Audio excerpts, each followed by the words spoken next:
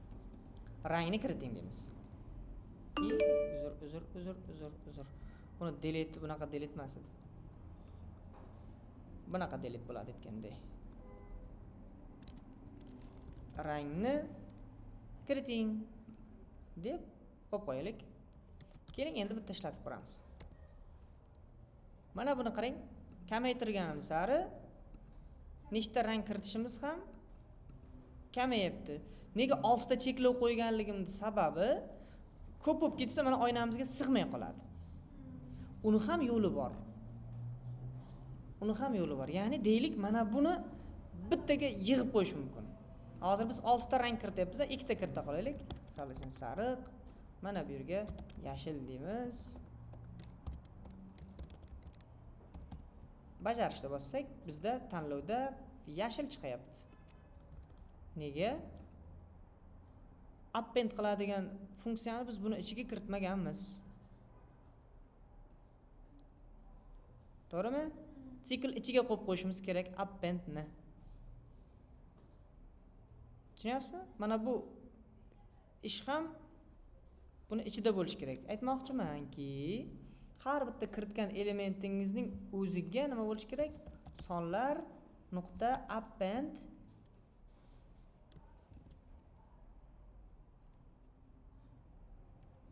rang. Bizda hozir nima bo'lyapti? Input datami?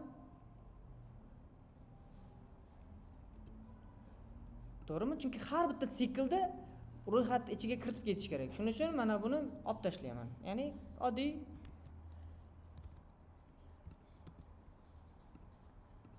mana ko'ryapsizki, ikkita rang ham chiqib keldi bu yerda. Bitta yomon tomoni bor, misol uchun bu yerda 6 ta joy ochsak, 6-chisi sal ko'rinmay qolyapti, bajarish tugmasi. Shuni qanday bartaraf qilamiz? Shuni ham ozgina ma'lumot berib o'taman.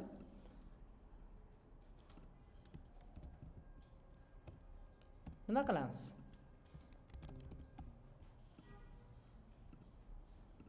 Xo'p, fikr. Qanaqa fikr bildirasizlar? Qatorlarga bo'lib olsak. Mana kiritayotgan qatorimiz bu yoqda, ranglarni bu tomonda, natija pastda chiqsin. Uning uchun yana ozgina ishlov beramiz. Ya'ni qayerda ishlov beramiz?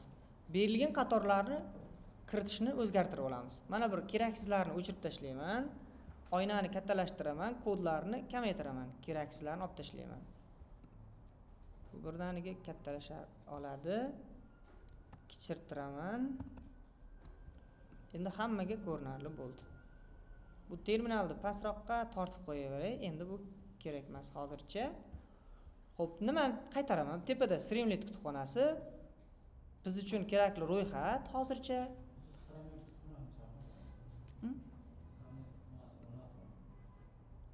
Nima qilgandingiz? Nuqta qo'yib chaqirishgan. Sariq chunki bu tomondagi ana u hali ishlab yotganmi deyman. Yo'q, ishlayotgan desam tugatibdi. Ha, qarang, ha, mana bu yerda muhitga уже o'tibdi. Bu tomondagi qismi ham ishlab yotadi-ku, boya yangi terminal olib yotdim-ku.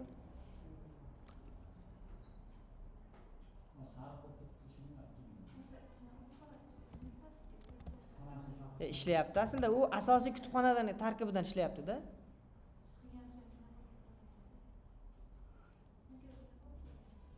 Endi nima qiladi? Buni yo'qotish uchun bitta Ctrl Q ni bosaman. Bitta yopib olaman-da endi. Bunda chunki obnovit degan tugma yo'q-da, buni sariqni yo'qotib qo'yish uchun. Lekin bari yana sariq bo'lib qoldi. Terminalni yopish kerakmi? Terminalni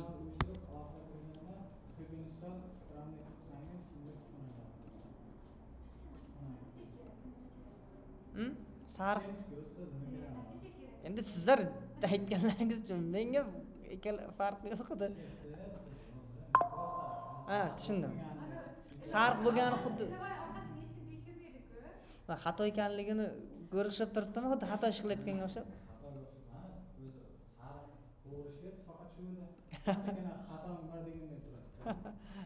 Ko'ngilga g'ashlik bo'lib turibdi. Streamlit run main da turibmiz. Hop, ana endi bitta narsani ko'rsatmoqchiman sizlarga. Pastroqqa buni tashab qo'yaman. bizga keraklik bo'ladigan narsa bor. U ham bo'lsa, biz oynani bo'lishimiz kerak. Sahifani bo'laklarga ajratamiz. Bu uchun bizga ST column deb nomlangan zo'r funksiya bor. Keling, qaysi qismlarni bo'lamiz? Mana kirituvchi obyektimiz bir tomonda, chiquvchimiz bir tomonda bo'lsin. Natijamiz alohida bo'lsin. Chiqish qismiga e'tibor qilsangiz, mana bu yerda joylashgan. Mana bu yerda bu ikkalasini o'chirib tashlayman. Kerak emas mana bular. Siz tanlagan ma'lumotlar deylik, siz yoqtirgan ranglar debdim. Shu turishda tura qolsin mayli. Eng qizig'i 16 qator kod bilan biz shuncha ish qilyapmiz hozircha. Bu Evrika deydigan gapda. Chunki 16 qatorda bitta katta loyiha tayyor bo'lmaydi hech qachon. Bu yerdan bo'lamiz. Keling, call 1 deb nomlayman, call 2 deb nomlayman. Ikkita qismga bo'lyapman. ST columns deb nomlangan qism bor va buniga 2 qo'yib qo'yaman. Natijada oynalarimiz bo'linadi. With call 1 deb turib, mana qatorlarni qaysilarini keraklarini bu tomonga, chiquvchi qismi bor tomonlarini ikkinchi qatorga bo'laman. Call 2 ga bo'laman. Natijada qarabsizki, hozir oynamiz 2 ga bo'linib qoladi. Bitta yangilanish qilaman. Birinchi rangni kiriting. Ranglarga e'tibor qilsangiz, mana bu qatorda turibdi. Natijalarga bir kichikroq qism olay. Misol uchun yashil deyman, sariq deyman. Bu tomonda chiqyapti. Ko'rdingizmi? Kiritish tepadan, mana bu ham qanaqadir kattalashib ketyapti-da. Misol uchun mana bunday bossam, bu tomonga yoyilib ketyapti. Expander deb nomlangan bitta zo'r utilitasi bor, ya'ni yig'ib qo'yish deydi buni. Shundan foydalanaman. Keling, mana bu yerda expander. Mana ST expander deb nomlanadi.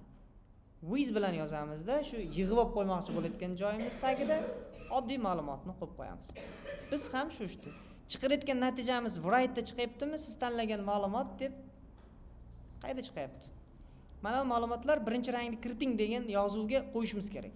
Birinchi rangni kiriting degan joy qani? Ikkinchi rangni kiriting degan mana bu yerga alohida qo'ysak ham bo'ladi. Yoki bo'lmasam, mana buni o'zini alohida kolumnga qo'yaman. With nima edi? st expander der deb nomlayman. Expanderdan nuqta vergusi bormidi, yo'qmidi? Yo'q ekan. Ichida yozuv bor qismi ekan demoqchiman. Expander ma'lumotlar pastda deb qo'yay. Bularni endi yana nima qilaman? Bitta bu yoqqa suraman. Qarabsizki, bizning ma'lumotlarimiz mana yig'ildi. Nechta kiritsangiz ham mana, yo'q. Bir bosib olasiz mana. Nima bo'lib turibdi? Hammasi ichkarida chiroyli qilib joylashgan. Ajoyib. Endi mana buni ham bu yerda turishi noto'g'ri. Nechta ma'lumot kiritishdi. Uni chap tomonga qo'yib qo'ymoqchimiz. Mana bu yerda. Buni qanday qilamiz? Mana bu tomonda kiritishni qilmoqchimiz. Buning uchun mana kiritayotgan maydonni tepasiga bitta yozamiz. Xo'p. With deyman, st sidebar deb nomlayman-da, buni bitta pastga yo'naltirib qo'ysam, qarabsizki, mana deyman, lekin buni obyektida xatolik bor debdi. Murojaatda sidebarda mana buni qo'ymang dedi. O'zbekcha gapiryapman dedi. Mana e'tibor qiling, kirituvchi ma'lumot bu tomonda.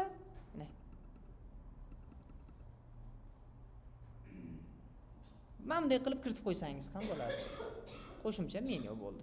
Eng qizig'i mana shu ifoda, mana bu qilgan loyihamiz responsive bo'ldi. Telefonda ham shunday ishlaydi, kompyuterda ham, istalgan qurilmada xuddi shunday ishlaydi. Moslashuvchan qilingan. Unisiga biz e'tibor qo'yamiz, o'zi qiladi uni. O'zi avtomatik yozib ketaveradi. Sariq, yashil. Endi buni biz to'plam ko'rinishda qilmoqchimiz. Misol uchun qaysidir bitta joyga men yana yashil deb yozsam, qabul qilmaslik kerak. Uning uchun nima qilaman? Yo'q, bu yerga qabul qilish mumkin, lekin mana tanlaydigan qatorda Deylik mana bitta plus qilaman. Yana yashil deb yozdim. Lekin mana bu yerda e'tibor qiling, ikkita bir xil ma'lumot. Chiqayotganda bitta bo'lishi kerak. Chunki kiritayotgan odam jinniga o'xshab 4 marta ham kiritish mumkin. Shuni oldin olmoqchimiz. Bu qanday qilinadi? Uning uchun shunchaki boyagi ma'lumotni mana bu yerda hozir nima paydo bo'ldi? Chiqayotgan joyda sonlarni set qilib qo'yaman. Set. Tushundingizmi? Bitta shush. Nima bo'ldi? Konvertatsiya bo'ldi.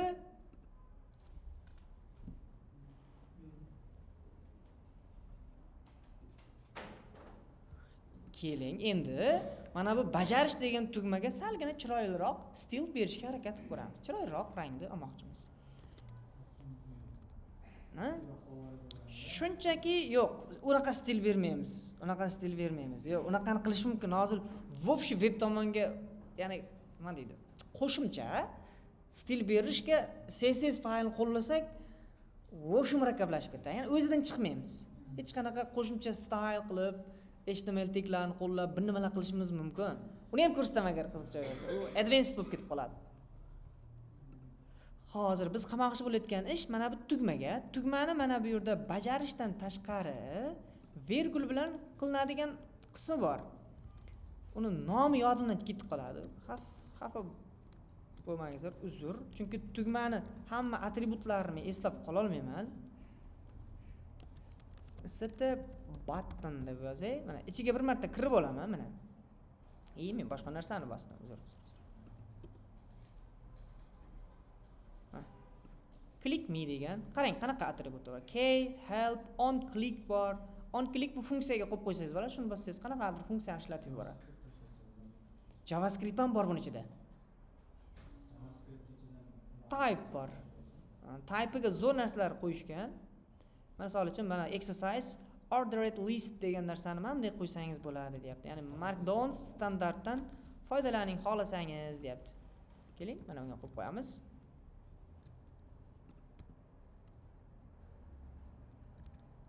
Markdowndan foydalandi. Biz shunchaki bajarish deb o'zi Ctrl Z qilsak ham bo'lardi. Xo'p, nimani aytmoqchi edim men? On click bor. Keyin zo'r narsani qo'shgan. Territory degan type'ni yaqinda qo'shishdi shuni. Shu paytgacha yo'q edi. Ha, bor-ku primary ga, secondary deb tugmani stili bor-ku. Ha. Yashang. Siz faqat ana style bilan ishlagansiz, to'g'rimi? Bu yerda ham bor, ko'ryapsizmi? Stil CSS da ham qayerda? U yoqdami? Eng qizig'i men hammasini Pythonda ko'rsatyapman-da. Yo'q, bitta Streamlit ichiga JavaScript hammasini kiritib yuborgani qiziqda.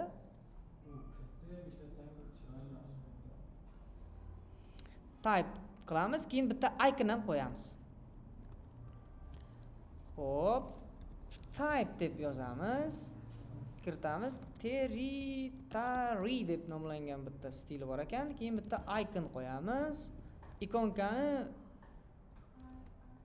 bunadan ko'ramiz, Telegramdan qo'yamiz. Mana bu yerga check deb yozaylik. Check deb qo'yamiz. Voy. Ha? Check desangiz mana bu chiqdi. Ha.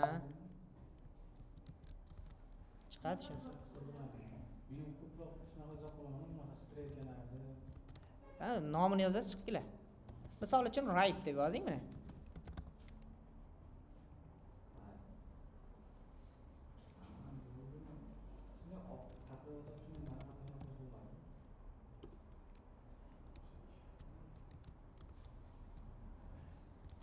Endi bu yoqqa qo'yib qo'yamiz shuni. Qarabsizki, endi bitta sahifani yangilaymiz. Hech balo bo'lmadi. Chunki iconni boshqacharoq yozibsiz debdi. Aha. Iconni yozdik-ku, to'g'ri.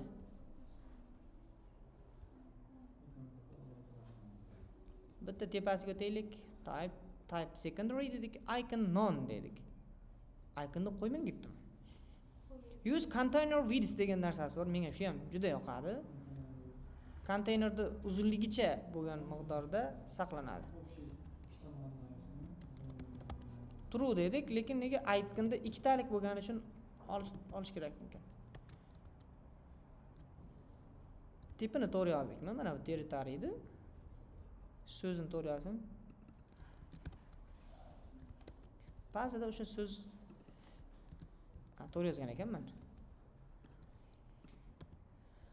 Icon'da olmadi. Non bo'lish kerakmi deymanda shu. Icon'da olib tashlaylik. Chunki olib tasha deyapti-da, lekin kutubxonasida turibdi. Conflict.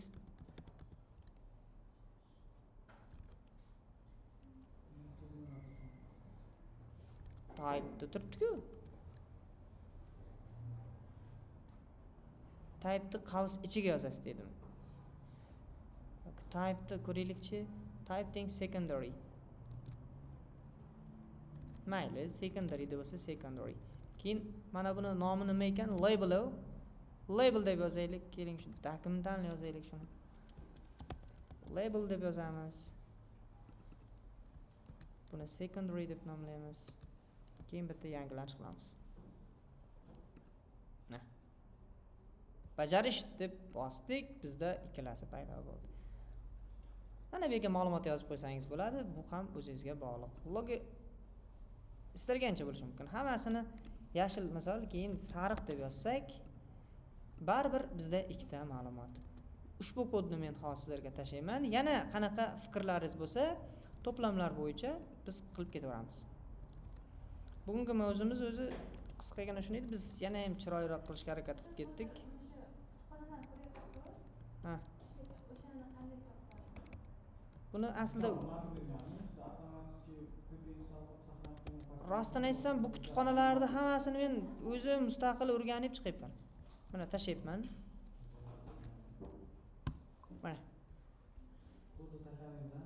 Kodni ham tashladim va hozir ushbu ma'lumotlarni ko'rayotgan qismni ham tashlab qo'ydim. Endi yana qanaqa ishlar qilishimiz mumkin? Keling, yana chiroyliroq ko'rinishda boyitib boramiz. Titel yozib qo'yamiz tepaga. Men ajoyib titel yozishni yaxshi ko'raman. Bitta usuli bor. Keling, mana bu tepasiga bitni yozamiz. st write bilan yozaman. Yoki markdown qulayroq menga. Markdown.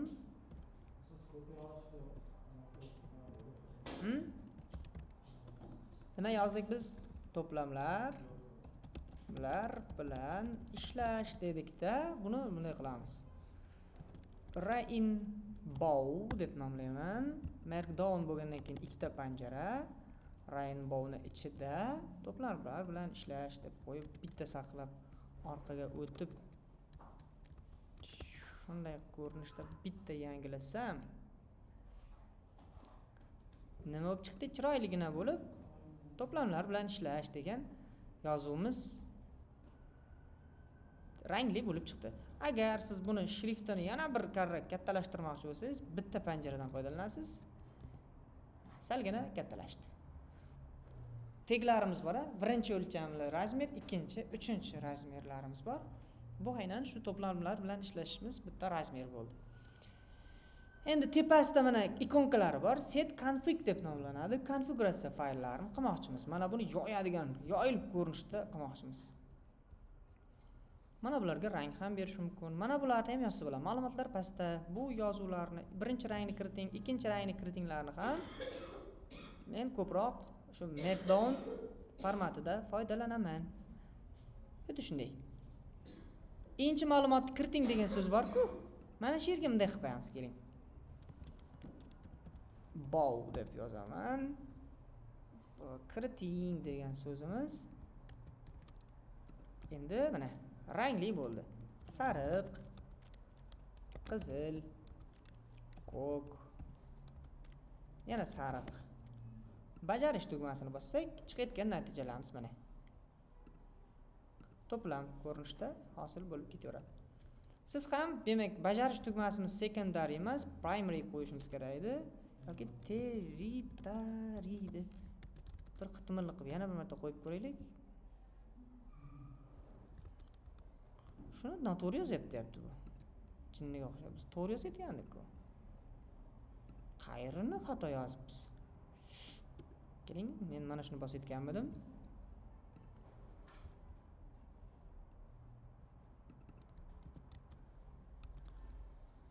xato deyapti-da. Qiziq shuni yozibman-ku men. Ya qavs ichida yozish kerakmikan?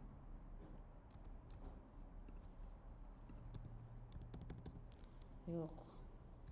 Mayli, primaryda qolamiz.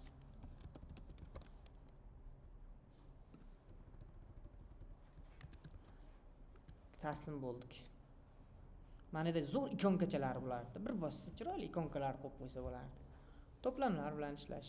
Bu oynani yopib qo'ysangiz bo'ladi. Buni ham mana kiritishni boshlash degan so'zlarni ham boshqacha stilga o'tkazamiz.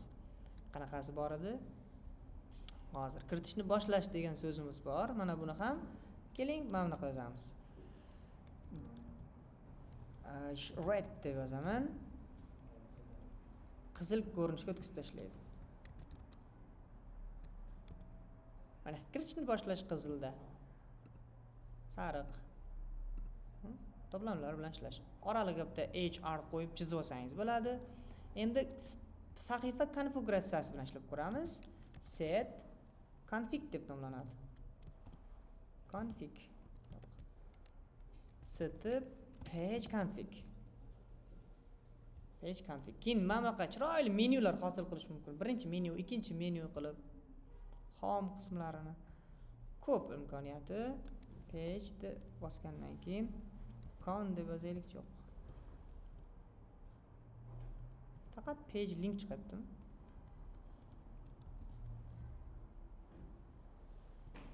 Container bor, kontextimiz bor. Cook fayllarni qo'llab-quvvatlashlarini, connectionslar bor. Keyin SQL bazalari bilan ham bog'lanib ketadi. Bu ko'p narsalar bor. Model dialog oynasini ochaylik, keling. Shu oynani kiritishni alohida oynaga qalqib chiqsin. Zo'r usul bo'ladi. Ha? Robotlar gapiradiganini hisoblaydi. Ha. Rang qo'yish mumkin. Misol uchun ana bossangiz mana ismini kiriting. Salom deb yozsangiz, siz shuni topdingiz, yozdingiz deb chiqadi.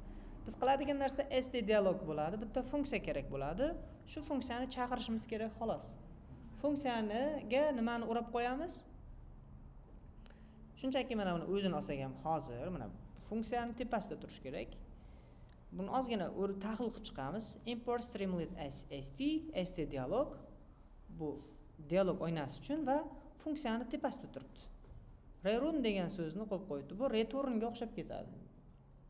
Keyin agar if vote bo'lsa, bu yerda bir nechta tanlov qo'yilgan. Mana item ko'rinishda tanlov qilishgan. Vote'ni tanlasangiz, bitta ikkita tanlov bor. O'sha tanlagan ko'rinish bo'yicha session state qilib chiqarib beradi xolos. Biz ham xuddi shunaqangi model oyna hosil qilmoqchimiz. Keling, buning uchun nima qilamiz?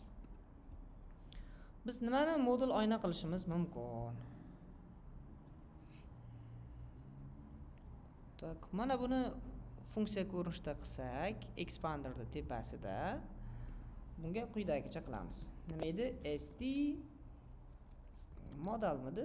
Dialogida, dialog oynamizda nima deyilgan? Cast you what deyilgan. Endi bu ma'lumotlaringizni kiriting deb qo'yamiz. Ma'lumotlaringizni kiriting deb qo'yamiz. Xato chiqyapti, sababi bu funksiyani tepasida turish kerak. Biz hozircha funksiya yozganimizcha yo'q. Funksiya yozish mumkin bo'lsa, uni tepadan ham yozish mumkin. Nima qilardim? Mana bu yerdan funksiya yozamiz. Nima deymiz? Funksiyaga nom ham o'ylab topish qiyin, shu bet.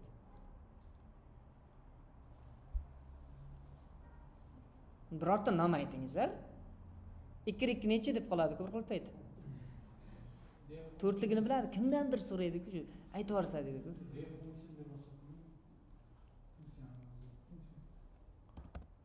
Input function deb yo'sak. Boshqa narsa kallamga kelmadi. Agar yo'q, ustoz noto'g'ri yozyapsiz. Nimalar yozib tashyapsiz deydigan bo'lsangiz ayting. Qarang, bir ishlashligiga shunchaki bitta sodda misol ko'ryapmiz. Shunchaki holat. Nimadir kiritamiz, nima deylik, bitta item kiritamiz. O'sha itemni bizga nima qilib yuborsin? Katta qilib berib yuborsin. Hozircha buni ishlashlikni ko'rmoqchimiz. Yosh. To uppermidi? Upper kattalashtirib yubordik. Endi bu funksiyani biz lekin chaqirayotganda qayerda chaqirilgan? Bu dastur ichida chaqirish kerak. Biz mana shu ma'lumotni bajarish degan so'zdamiz. Siz qaysi ranglarni yoqtirasiz degan funksiya ichida qo'llasak. Keling, mana buni o'zida write bor-ku, mana shu yerda bir marta qo'llab olamiz. st write deb yozaman. Funksiya nomi nima edi?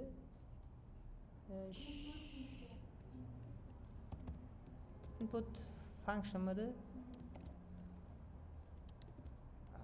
Salom degan yozuvni jo'nataylik. Salomni katta qilib berib yuborsin. Mana shu yerda edi. Bajarishni bosdik. Mana ma'lumotingizni kiriting deydi, lekin kiritishda hech balo yo'q. Qalqib chiquvchi oyna paydo bo'ldi. Mana tugmani bosgandan keyin bizda ishlashligini ko'rdik. Endi mana bu oyna, ya'ni kiritishni boshlash degan oyna modul oynani ichida bo'lishi kerak. Ya'ni ma'lumotni modul oynaga kiritasiz, natija bu yoqda yoki natijani modul oynaga qo'ysak ham bo'ladi. Chiquvchi qiymatimiz bor-ku, mana bu.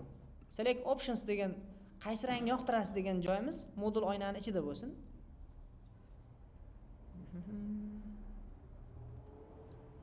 Shunaqamidi? Expanderda siz qaysi rangni yoqtirasiz? Siz qaysi ranglarni yoqtirasiz? Mana bu qism, ya'ni optionsimiz shu funksiyani ichida tura qolsin. Funksiyani chaqiraylik, mana buni olamiz. Kesib olamiz. Yoki bo'lmasa kesib olish shart emas. Shunday qilib tepaga chiqaramiz. Bitta tepaga, bitta chapga qilib optionsni qaytarsak. Bu yerda nima kirish kerak? Sonlar kirish kerak, ha? Sonlar kirish kerak. Bizga shunchaki o'sha sonlarni nima qilib berish kerak? Optionsni qaytarish kerak, ana. Optionsni qaytarish kerak, ha? Optionsni qaytarish kerak. Yoki birdaniga shuni optionsga qo'yib qo'yishimiz ham mumkin. Bunday qilish mumkin. Lekin nom bilan qaytarganimiz ma'qul edi. Xo'p, endi mana funksiyani shunday olib qayerga qo'yib qo'yaman, biz sug'urib olgan joyimiz bor-ku, mana. Optionsni ber degan joyimiz bor-ku. Nima dedik funksiya nomini? Birdan yozamiz. Input function deymizda, buni ichiga nima kirgan edi o'zi? Input datamidi? Buni ichiga nima kiritgan edi o'zi? Men hozir esimdan chiqib qoldi. Sonlar kiritayotganmidik? Sonlar degan narsani olgandik, u bizga optionsni qaytarib berayotgandi. Options deb mana shuni olamanda kesib olib, mana shu yerga qo'yib qo'yaman. Tushunmaganlar bo'lsa, ayting, endi ishlaydimi yo'qmi bilmayman hali. Bajarishni bo'lsam, siz qaysi rangni yoqtirasiz? Sariq dedik, shu bilan pishdi. Lekin mana bu yerda qanaqadir xatolar chiqdi, dekorator xatolari deb.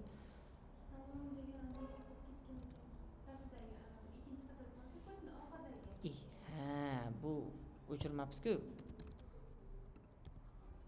Sariqni bosdik. Siz qaysi rangni yoqtirasiz? Sariq. Battar bo'ling. Bir nechtani qo'shsak, ko'k, ko'k. Sap.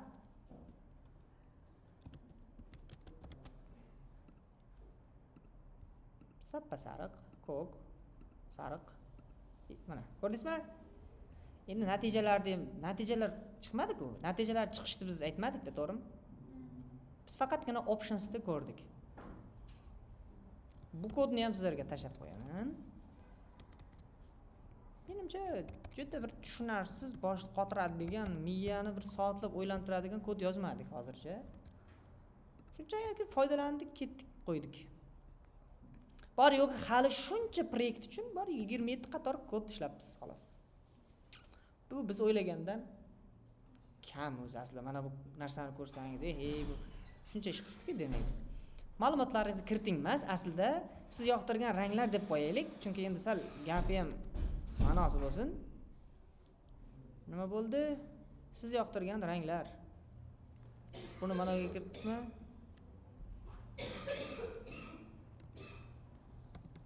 Mana shu ishlarmidi, bu yerda ko'rayda. Siz yoqtirgan ranglar. Endi mana bu yerda bunaqa narsa ishlatsa bo'larmikin? Hozir bitta narsasi bor, Telegramda bor-ku. Smile bor-ku. Bitta kodiga bitta qarab olay. Ustiga borsa chiqardi-da. Smile desam. Smile olaman. Mana shunday qilsa bo'lardi-da. Hozir ko'raylik-chi.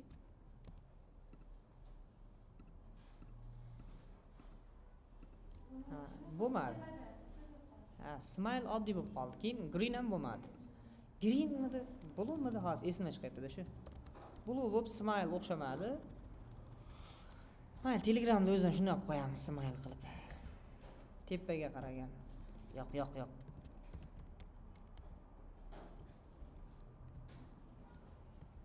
Mendirman o'sha. Jaloliddinni qo'shini qo'yganday qilib.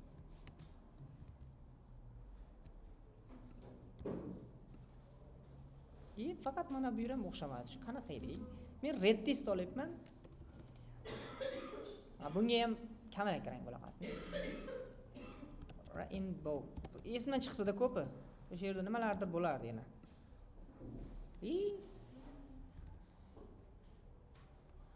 Bu anoda turibdi-ku.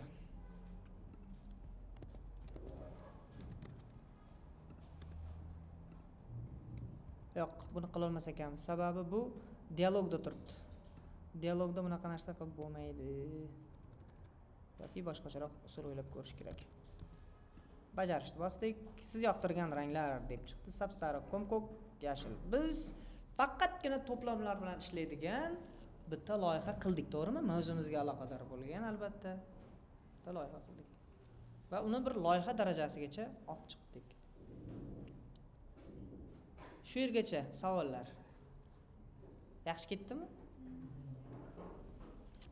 Shunday o'tsak bo'ladimi? Har darsda bitta loyiha qilib, mavzumizga aloqador loyiha qilib, uni kodlarini albatta sizlar bilan ulashib, nima qo'shsak bo'ladi? Proyekt qilsak deysizmi? Bo'lar ekan.